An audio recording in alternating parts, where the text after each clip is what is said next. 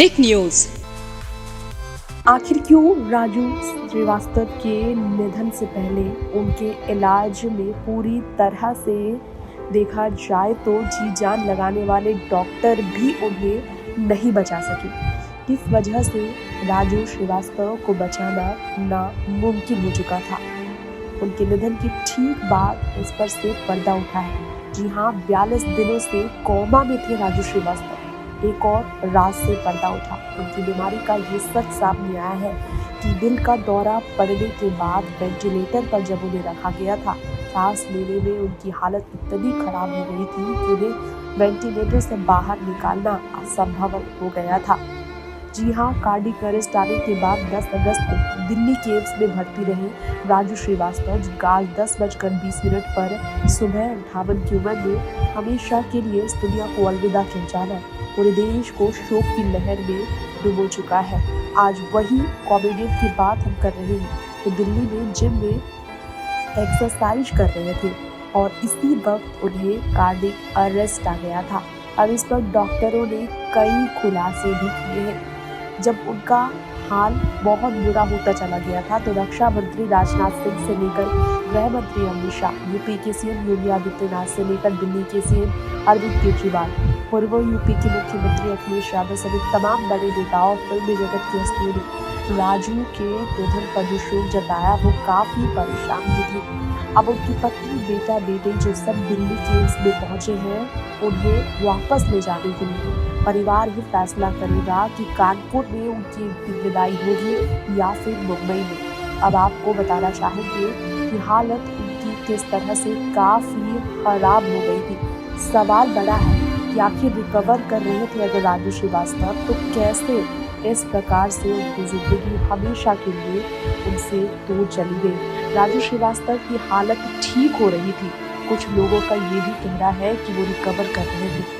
तेज बुखार आया, इसके बाद उनका रिकवर होना नामुमकिन हो गया। जी हाँ, इस बारे में आपको बताना चाहेंगे कि 21 सितंबर की सुबह उनका निधन होना इंडस्ट्री को शोक में डाल गया है, लेकिन इससे पहले ही उनकी हालत बहुत खराब हो गई थी। कई बार उनके शरीर में हरकत जरूर शुरू हुई थी।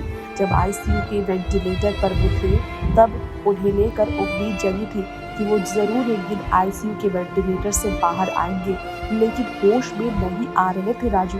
कोमा में वो चले गए थे। शरीर, दिमाग काम करना बंद कर चुका था। फैमिली में इस वक्त मासूम मातम पसरा हुआ है। डॉक्टरों ने बुधवार को आखिरकार फैमिली को ये कहते हुए जवाब दिया कि ब्रेन तक ऑक्सीजन नहीं पहुंच पा रहा है राजू श्रीवास्तव के। वो आंखें खोलेंगे, होश में आएंगे, गजोदर बनकर फिर हंसाएंगे। ये सारी उम्मीद करने वाला परिवार टूट गया। जी हाँ, उनके ब्रेन तक ऑक्सीजन नहीं पहुंच पा रहा था।